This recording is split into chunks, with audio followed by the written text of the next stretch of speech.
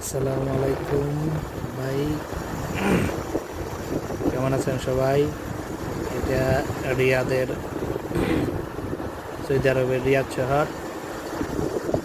শহরে দেখেন কত সুন্দর বিল্ডিং, কিংডম টাওয়ার। আর আমরা এখন আছি 20 তলা ভবনের উপর।